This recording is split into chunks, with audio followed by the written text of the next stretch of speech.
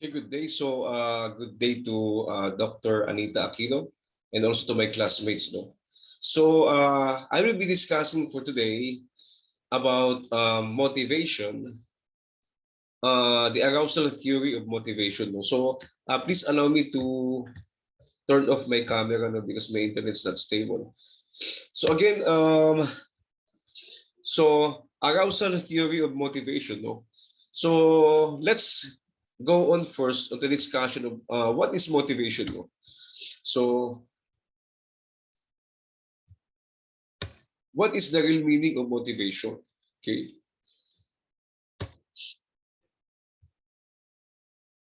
So, what is the real meaning of motivation? No? So, I quoted here some meaning of motivation from different sources. No? Sabi dito, motivation is the process that initiates, guides, and maintains goal-oriented behaviors. It is what causes you to act, whether it is getting a glass of water to reduce thirst or reading a book to gain knowledge. No, so again, motivation, according to Cherry 2020, is a process, okay, that makes you move to a particular goal-oriented behavior. No, so it is what causes you to act. Okay, so it is the thing that pushes you to a particular action.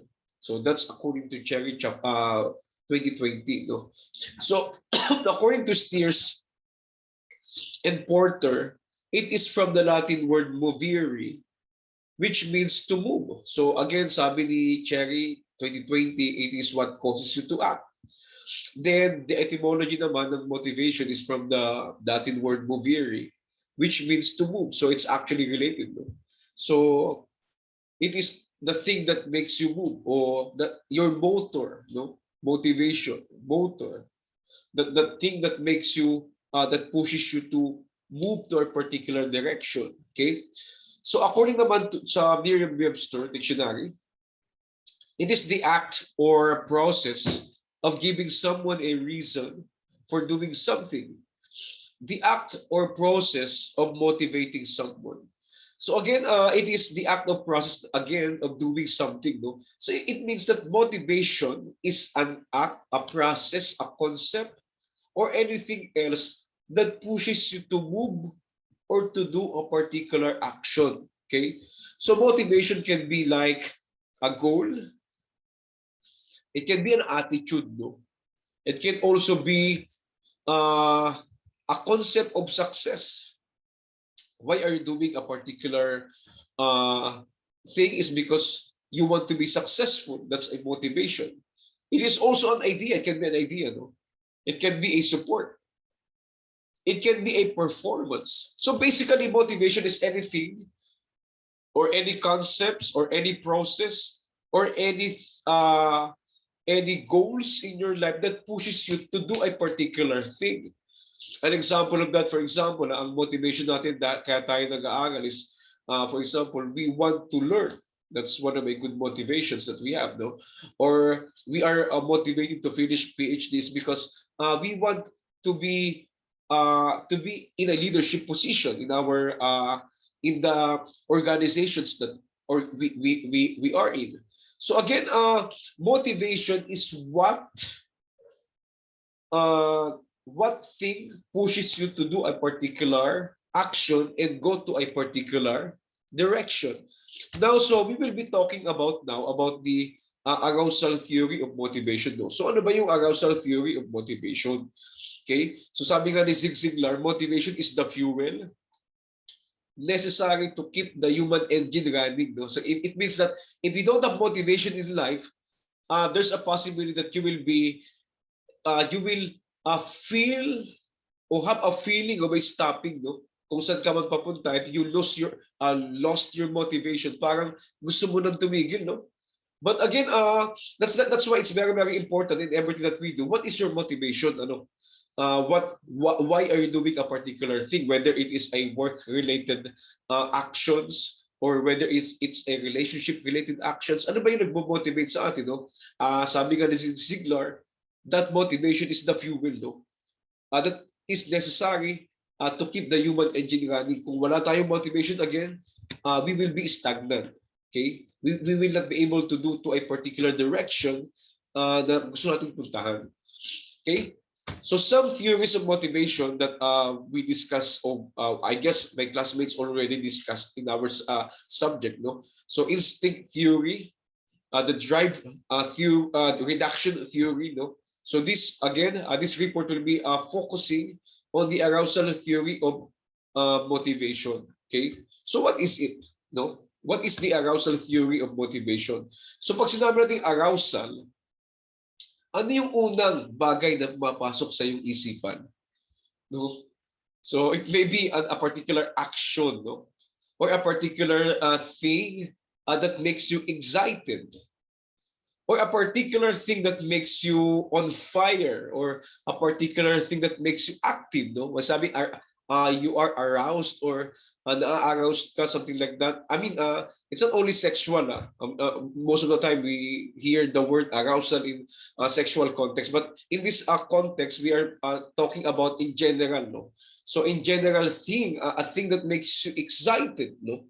So the arousal theory of motivation is dealing with activities or a particular thing that makes you excited, no? So again, arousal means being awake, being excited, or being stimulated in the sense of perception. So pag ikaw daw ay aroused, you are awake, you are also excited, no? So itong arousal theory, pag sinabi natin arousal theory of motivation, yung motivation natin ay nakafocus doon sa bagay na gumigising sa atin, no? Nakapokus doon sa bagay na ginagawa tayong excited. So, again, ano yung mga bagay, for example, that makes you alive, no? Okay, so what is it, no?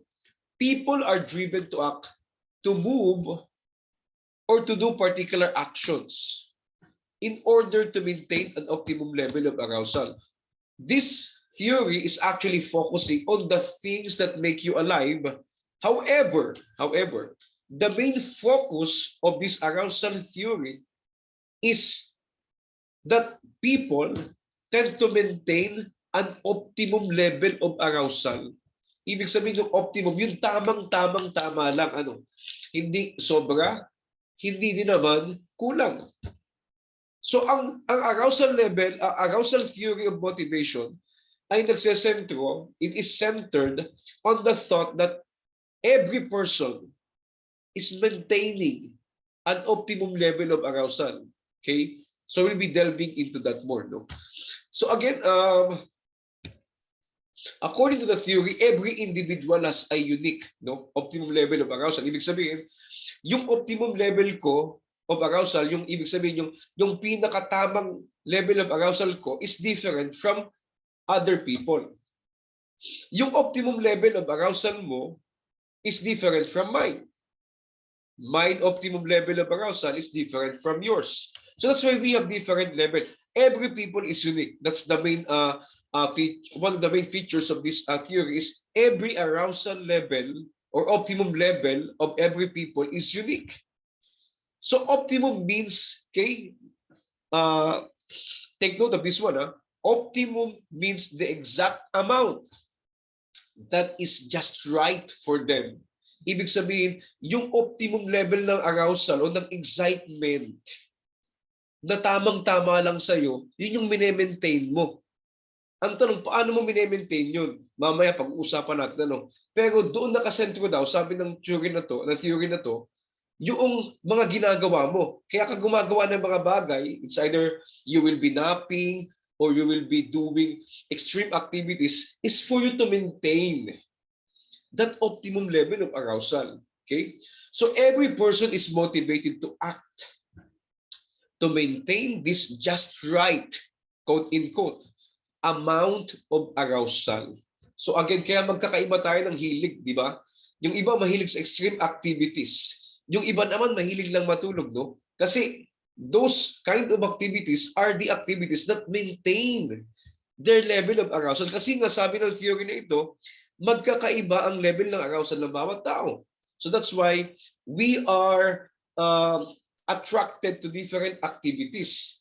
Okay? Because different activities are a way for us to maintain this optimum level. No? Okay? So again, when arousal levels drop too low, again, this is how we maintain it.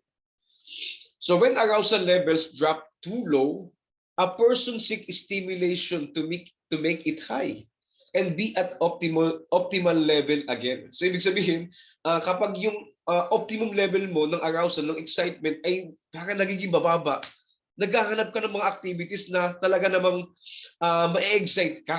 Okay? Para maintain mo yung optimum level mo. Examples of those activity, for example, it depends again on every person, no? But examples of these activities are mountain climbing, dancing, swimming, other physical, and some are extreme activities. So kapag daw mababa, we tend to look for activities that will make it high. Okay? So these are the examples ng mga activities that can make it high. Again, it's different from every person. Every individual is different. So you are seeking different activities, how to make it high. So some people nga are really, really extreme, no? Some they can jump out of a plane and glide. Okay, some are swimmers, some are playing basketball, so their excitement level or arousal level will be maintained on the optimum. Okay, so again, when it drop too high naman, no? Paano naman pag masyado nung mataas yung excitement mo? Excited ka, no? We tend to seek for activities which are more relaxing naman, no? To lessen it, okay? So example, masyado ka na excite ka na, no? So ang tendency naman natin ay ipababain yung ating optimum level kasi masyadong mataas. So examples of those activities are lying down, taking a nap, taking a rest, listening to music, other activities which tend to relax our bodies. Okay? So kapag masyado namang mataas yung ating level of arousal, we tend to relax it. We tend to make it lower. So para bumalik ulit dun sa tamang level ng arousal para sa iyo. Okay? So again, we have different levels of arousal. I just want to repeat that. No? It's very, very important. Okay, so key features of the theory. Okay? So our arousal levels are highly individual. Palagi nating sinasabi yung kanina paano po na ang arousal levels o optimum level of arousal is highly individual. Yung optimum level mo baka mataas kaysa sa akin o yung sa akin ay mataas kaysa iyo. Kaya yung mga ibang tao, their optimum level of arousal is already maintained by simple activities only, no? For example, by walking, by talking with friends, by doing some house chores. Pero may mga tao naman na para ma-maintain ang kanilang optimum level of arousal, they need really to have extreme activities in their lives. Yun nga, yung mga swimming, basketball, no? Running, no? So again, arousal levels are highly individual. Okay, that's the first features of the theory, no? So next is behavior is motivated by the arousal levels, no? Kaya nga kapag bumababa at tumataas ang ating arousal levels, doon tayo pumipili kung ano ang ating activities na gagawin. So, kung mataas ang ating arousal level, we tend to make it lower. Kapag mababa, we tend to make it higher and look for physical activities, no? So our behavior is dependent on the arousal levels that we have. Okay. So next is arousal influence performance. No. So one of the assertion of the arousal theory of motivation is that our performance is affected by the arousal levels that we have. Okay. So again, sometimes, of course, when we think that, for example, it helps us perform better when we have probably higher arousal levels, no? So because we are excited, o sometimes naman kung masyado namang excited tayo, wala tayo sa optimum level, doon naman tayo nagkakamali sa performance. For example, if you are singing in a front of a lot of people and you are too excited nagkakamali naman, ano, minsan naman kapag naman wala namang hindi naman masyadong excited, masyado namang kabado, no?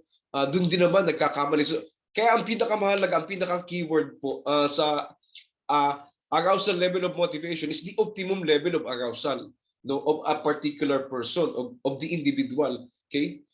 So again, in education, no, let's talk about this one. No?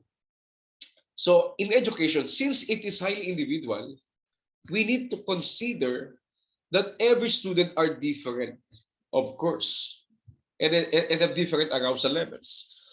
The activity which are effective to one may not be effective to the other. It is important to consider differentiated instruction, okay? Where students are given varied activities. Kaya maganda rin po yung differentiated instruction, no? Same topic, different activities because they have different arousal levels, no? They have different motivation, they have different interest, and maybe they can express better in different activities, okay? So again, it is also important for the teachers to know their students personally so that they will be able to give them activities fit for their individuality. That's why it's very, very important na makilala natin ang ating mga estudyante kung sino ba sila, no? Kung ano ba yung kanilang hilig, no? And we can adjust with that.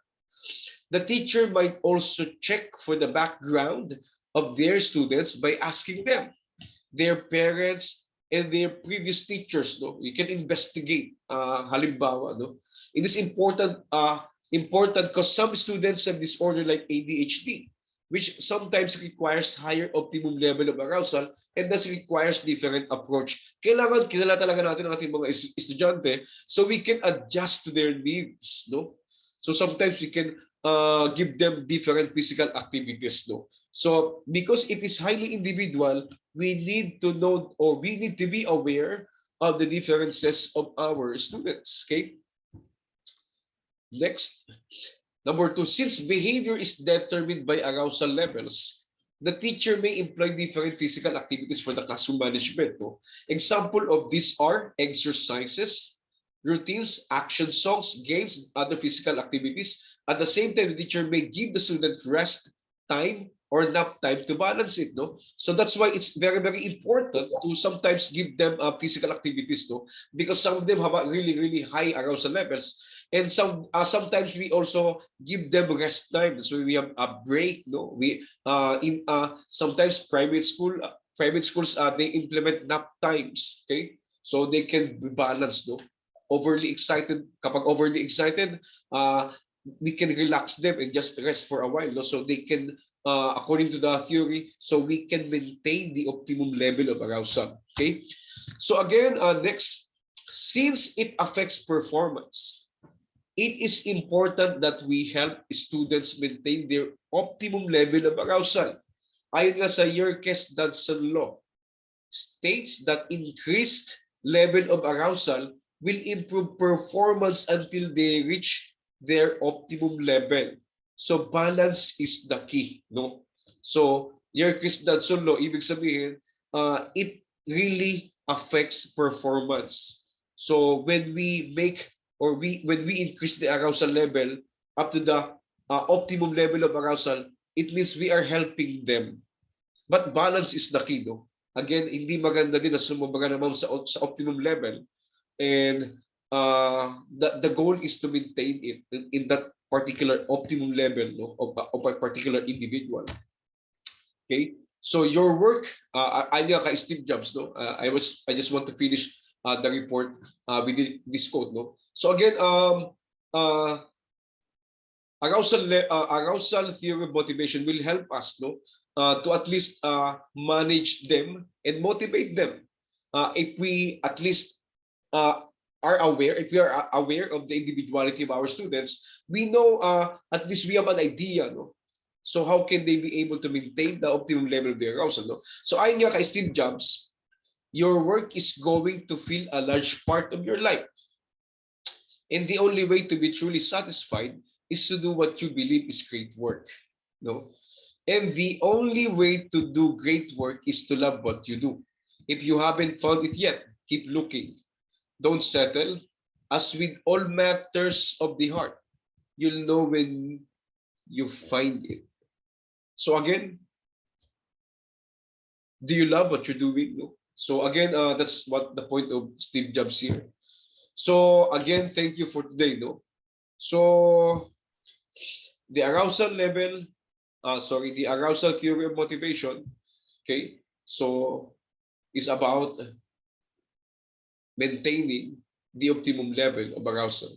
So again, thank you for today. I hope that at least we learned a little or some in this particular topic. Again, thank you, Doc Aquino, and thank you to my classmates.